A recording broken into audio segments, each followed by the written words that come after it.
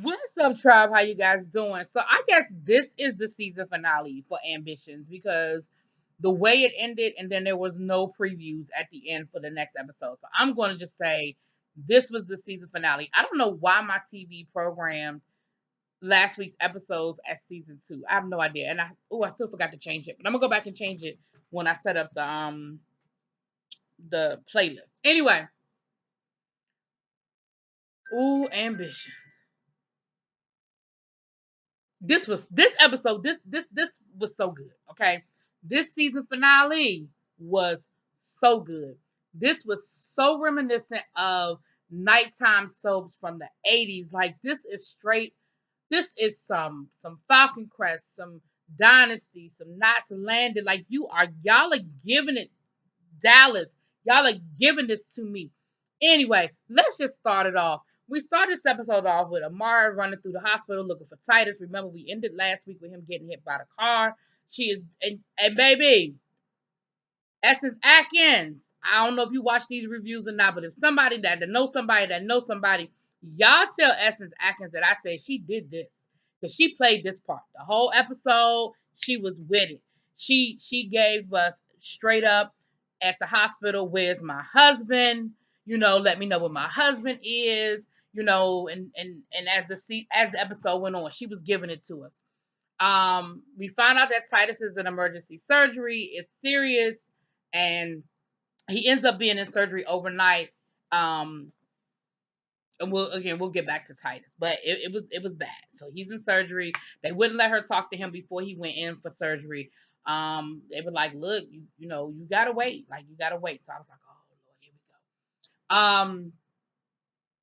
Stephanie is down to the house, honey. She throwing away all of Bella True's clothes that she made for her. She uh shot at the damn mayor. Her and that gun, honey. Then we start this show off with her putting the gun to the man's head. And he was like, "What is wrong with you? Like you almost shot me." She was like, "If I wanted you dead, you'd be dead." She said, "So you and the help." He said, "So you listening to rumors?" She said, "Boy, I done got the son DNA tested. I know he's yours." She said, he was like, "Joaquin is innocent in this." She said, "Oh, oh." Look, Robin Givens overacts. That's what she does, okay? But if Robin knows how to play a villain, and like I said to y'all before, overacting is her shtick. You know what I mean? That's what she does. Anyway, um, but she said if you had showed this much attention to our children, maybe I wouldn't even be so mad about it. He said, "Look, what's up?" She said, "Look, I tell you what, I'll forgive you if you sign over your shares of her company to me." He was like, "I can't do that." She said, "Well, then, divorce it is." He said, "What about all the plans that we had? I was gonna be the first black governor. You were gonna run, the law firm. We were gonna be this power couple." She said, "Here's the difference.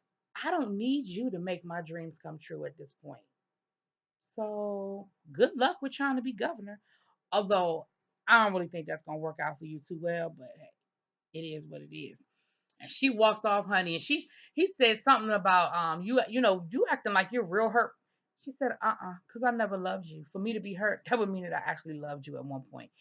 But then as she's walking off, honey, we see them tears start falling. I said, "Oh, okay, Teflon Don, you showing up some emotion." Now down at Thelma's place, honey, big cousin walked in with Peters. She done signed over.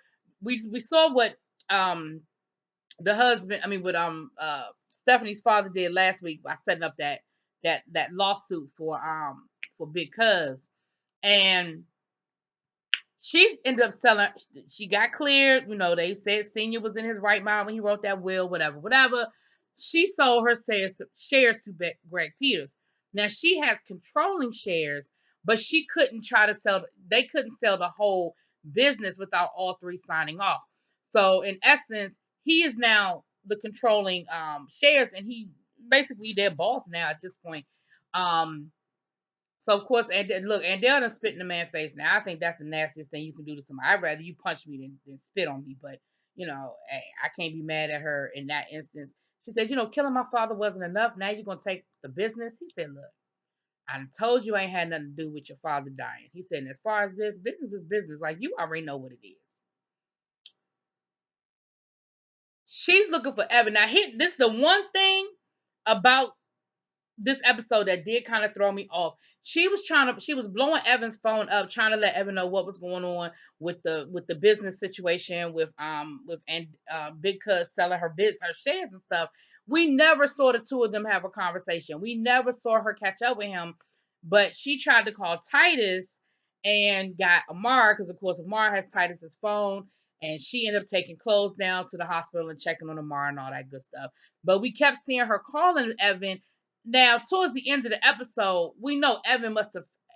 We still don't even know if Evan found out, because we'll get there. But we still don't. I never. So that's the one. That's the only. If I had a criticism, because this was good, y'all. But that's the only big criticism I have is with him really doing everything he's been trying to do in his power to save this business and help his sister out. Even with everything he was going through, I can't imagine he was ignoring her phone calls. Like, I know she sent texts. I know she hit him with the 911. She left messages. I don't know. That's the only thing that I was like, okay, y'all kind of left me hanging with that. But we will get there. We'll get there. So, down to the law firm. Of course, Stephanie is gloating because she thinks she got her father hung over a barrel. Now, again, Stephanie, and he told her, he said, your own arrogance is going to be your downfall. Stephanie, what made you think your father wasn't going to come up with a plan B and pull something out his ass? Like, dude, okay, he is the J.R. Ewing. He ain't going nowhere. But we'll get there. So she's gloating, and she said, look, mother is planning your retirement party. I can't wait to see you there. It's going to be great. She doing all that gloating stuff. And he's telling her, he was like, look, I'm not going out without a fight. So, you go ahead and get your gloats out or whatever. But at the end of the day, it's not going to go down the way you think it is. And she's just so sure of herself. Well, she gets a text from Damien at the same time, and Damien is hitting her with the, what's up? I'm about to release these tapes. If you don't give me my money, what's good, honey? She ends up getting Damien kidnapped. She was like, all right, I'm going to handle Damien another kind of way. She ends up getting Damien kidnapped. They done, chloroformed him, and they done took him to some old cabin, honey. Stephanie shows up at the hospital all panicked and upset, talking about where's Titus? Where's Titus? And Dale was like, what?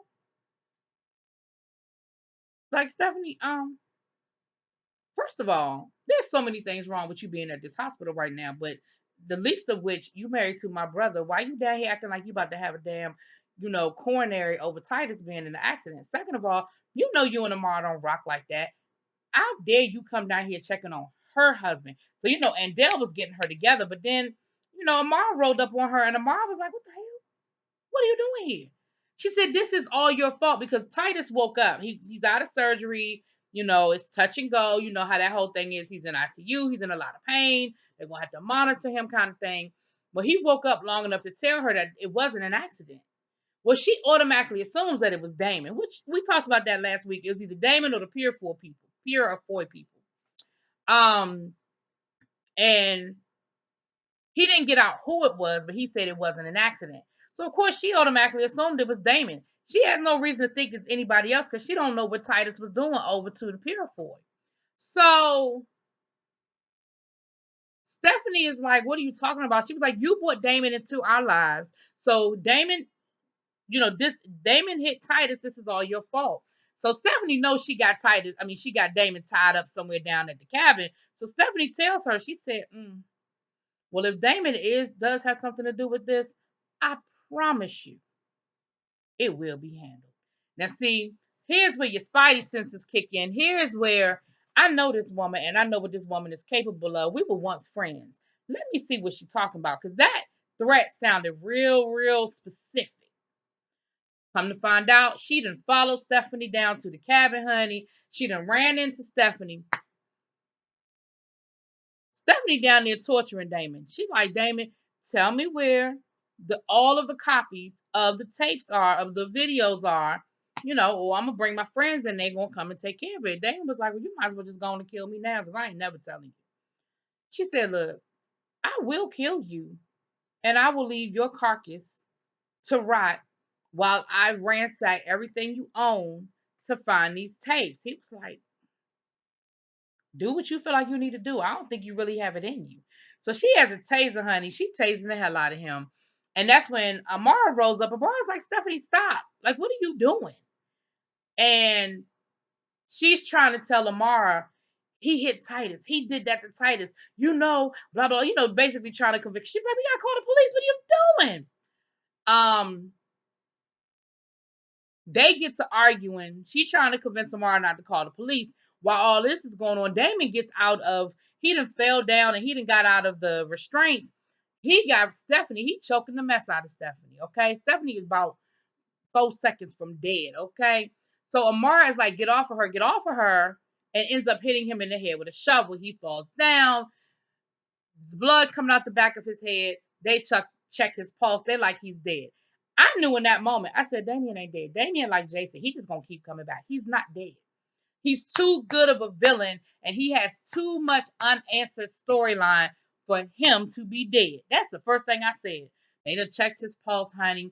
And then Amara was like, we gotta call the police. Oh my gosh, it was self-defense. I was trying to save you. Stephanie was like, now see, look, how you think this really gonna play for a jury? Now, you mind you got two lawyers having this conversation.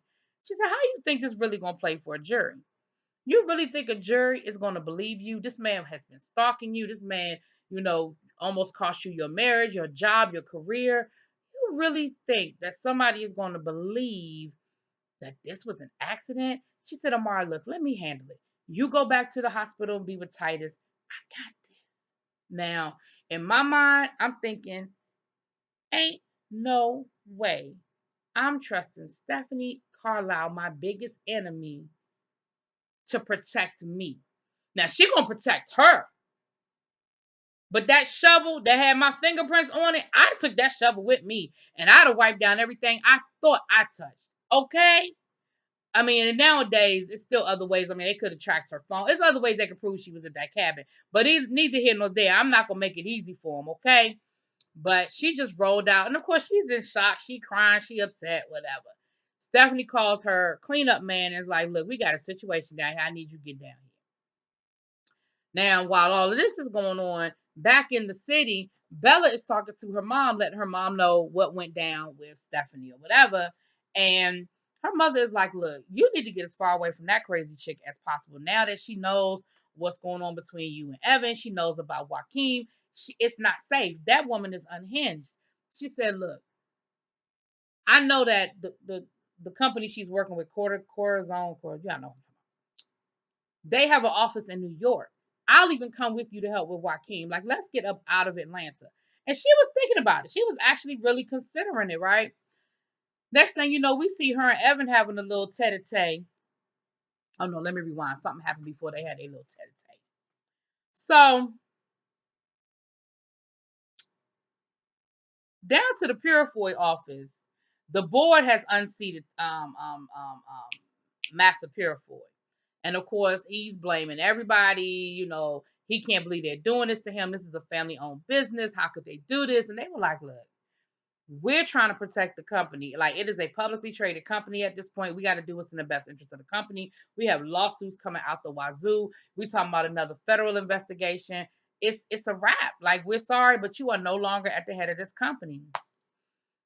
And when we see him talking to his daughter a little bit later on, and they allude to the fact that they were the ones that took care of Titus, because he said, well, where is our turncoat attorney? And she said he's still in ICU. He was like, well, at least we don't have to worry about him whistleblowing. And I said, see, that's how I know it was them, because that whistleblower, that's very specific, right?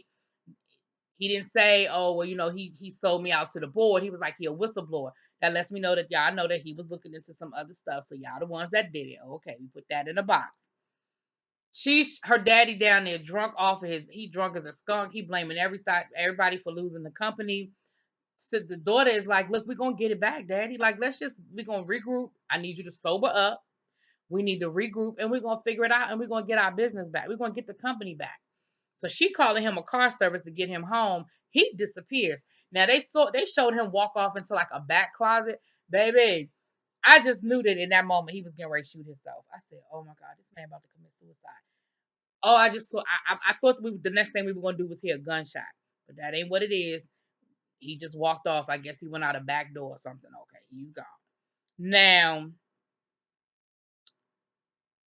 Stephanie's daddy goes to visit Evan, and Evan is like, "Why are you here? What are you doing here?" He was like, "Look, we got a problem, Houston. We got a problem. Her name is Stephanie. What's going on?" He said, "Look, Stephanie about to be your problem because she said we getting a divorce." He said, "Oh, really?" He said, "What happened? You stepped out a little bit, had your little something, something."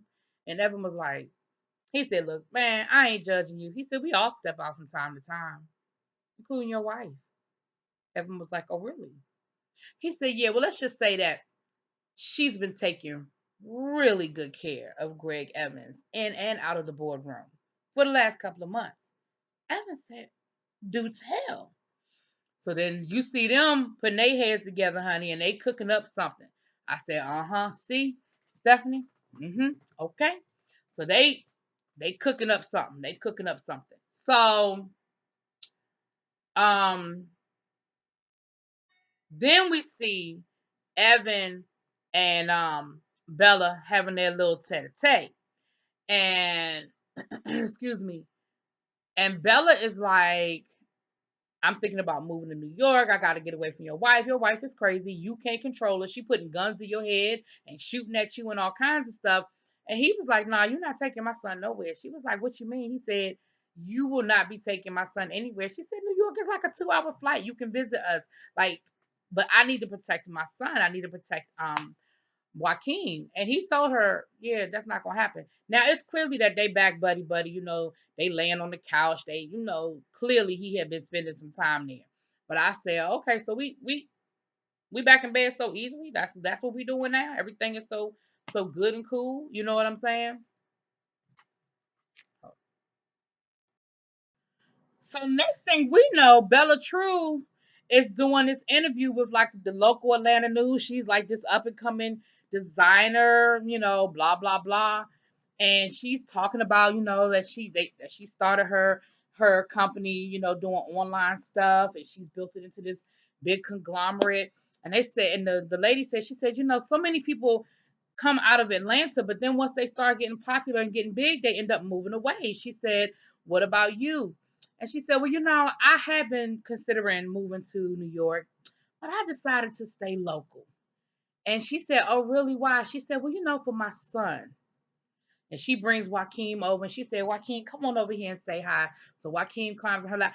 Does Joaquin talk?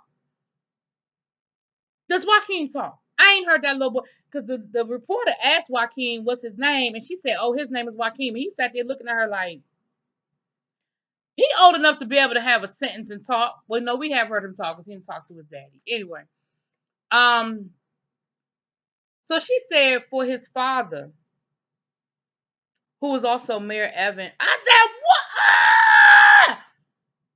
I said, "No, she didn't just say that on the news, baby."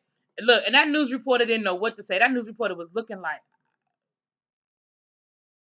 I don't really have a follow-up question to that. Like, you could tell it took her totally off guard. So then down to the hospital. Amar's back at the hospital. She with Titus. Titus wakes up and he's trying to tell her. She said, "Don't worry about it.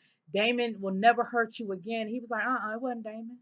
And then he went into cardiac arrest. Now, see, here's where they're going to get y'all. Y'all probably think Titus is dead. They did this whole montage with Titus, and then he went into, cardiac arrest, and the nurses came rushing in, and they had the song playing in the background, honey. And then they had all these flashback scenes showing Amar and Titus together and making love and all of that. And they did show him flatline. They did show him flatlining, but the last thing we saw was Amara screaming and them trying to save Titus. I ain't see them call it. I ain't see the doctors call it. And I didn't see them stop trying to save him. The screen went black, and we never saw Titus and Amara for the rest of the episode. This is a soap opera. I don't believe nothing until we are at the funeral, and even then, it's still a little suspect. I don't know if Titus is dead or not, okay? But I'm going to give it 50-50. They led us to believe that Titus was dead. They gave us the whole going away, slow singing, flower bringing moment. But I ain't convinced. Until next season, when they give me a conclusion to that, if we at the funeral, then maybe. But I ain't ready to let that go. But I ain't gonna lie, that hurt my heart for a minute. It hurt my heart for a minute. I said, oh my gosh. Because I really like Titus. I really liked his character. I really like the dynamic of Titus and his wife and stuff like that. Now we are at the retirement party. And Evan lets Stephanie know that he knows she's been having an affair with Greg Peters. Stephanie hit him with the I don't really give a damn. Maybe if you was handling business at home, I wouldn't have had to step out. But it doesn't matter. It's still a wrap. He was like, yeah, okay. He rose up on Greg Peters, and Greg Peters is like, I look forward to doing business with you. Gloating about the restaurant, right? The mayor was like, that warehouse down at the docks where you keep all your dirty money until you can launder it? He was like, yeah, it's being raided right about now. And he walked off. Baby, Greg Peters couldn't get that phone out fast enough to call and find out what was going on.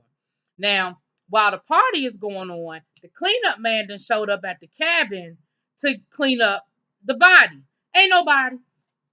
Told you that man wasn't dead. Damon ain't dead. So he called Stephanie and told Stephanie, look, boo, it ain't nobody here. And as soon as he got that sentence out, you know who came out the shadows and knocked him out, probably with the same shovel that they tried to kill him with. So Damon is on his way, because I'm sure he done knocked dude out, took his car keys, and he on his way to Atlanta to get somebody for what they did. Now, I don't know who he gonna go after first, Amara or Stephanie, but he on his way.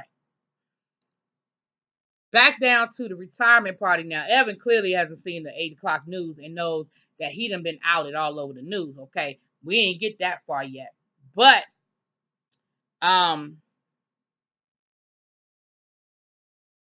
Daddy, Stephanie tells Daddy, okay, it's time to give your farewell speech.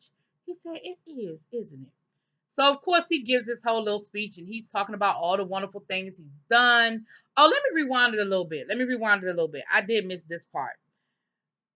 Daddy went to Mommy and let her know, I'm not happy about this whole situation about your daughter blackmailing me into retirement. And she said, well, look, if you had just given her the company when you should have, we wouldn't be having this problem. Like, you sort of forced her into this because you made it clear you had no intention of handing over the company, and you know what the plan was. We said we were going to let Stephanie be in charge, and me and you going to travel and do some other things. He said, you know what? You've been plotting against me all along, ever since I took over the company. Come to find out, the law firm was her father's. I think we knew that already, but I don't remember. The law firm was her father's, and then he took over the law firm from her father.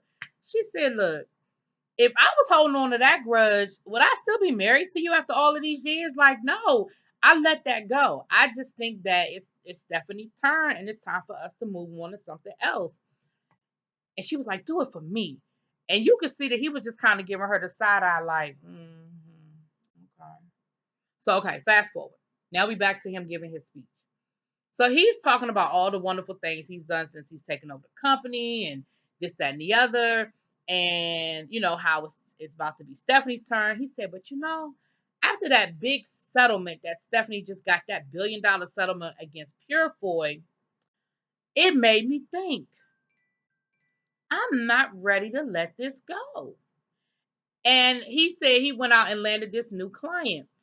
The dude, y'all remember the guy, Stephanie Soror, that she was blackmailing about killing the rock and roll dude and the cocaine or whatever? Her and her husband, remember, he's got this big company from Silicon Valley that they were convinced, or they blackmailed really, into doing business in Atlanta. Evan done hooked him up with the daddy and brought him in as a new client. So of course, this is a $1 billion client that they're bringing into the company. And he said, so once I brought him in as a client, of course the board felt like it would only be right if I stayed on with the company so that I could personally oversee this account. So Stephanie side-eyeing the board member that she thought had her back, and she giving her mother the look like, damn it, He said, and I also want to make sure that I want to announce that Stephanie will be stepping down her position at the law firm so she can focus on her duties as first lady, and she'll be working with my wife at the charitable foundation that we found. Remember that in their daughter's name, baby. Ooh, Stephanie couldn't stand it, honey. Stephanie was giving him that look. She said, "You're not gonna get away with this." He was like, "Yeah, all right, I see you around too, but you lost this one, boo." Next thing you know, look who come walking in the door, Mr. Purefoy. Mr. Purefoy comes walking in the door. He talking about something. He drunk, his shirt hanging all off. He looking all disheveled, and he talking about how you done ruined my life. Now, he said, "How'd you get on my property?" Now we see one little security guard inching his way over to the dude at a event like this with the types of movers and shakers that y'all got. That's all you have was one little security guard in the room. Okay, he talking about some. You ruined my life. You took everything from me. Everything that my daddy built, everything that I built, and y'all know where this is going. Next thing you know, honey, he pulled out a gun. He starts shooting. Everybody is, we see everybody duck, but we don't know who got hit. Of course, the bodyguard of security eventually gets to him and knocks him over. But we saw Evan knock Stephanie down. We saw Daddy go down. You know what I'm saying? All the players are in the room. Somebody got hit. Now, I ain't going to say somebody dead, but somebody got hit. That's how I said this got to be the season finale because there's so many unanswered questions. And these are great cliffhangers. Great cliffhangers, y'all. With that being said, y'all let me know what y'all think. Sorry this one ran a little long, but it was a lot going on. Let me know what y'all think. Drop it in them comments, please.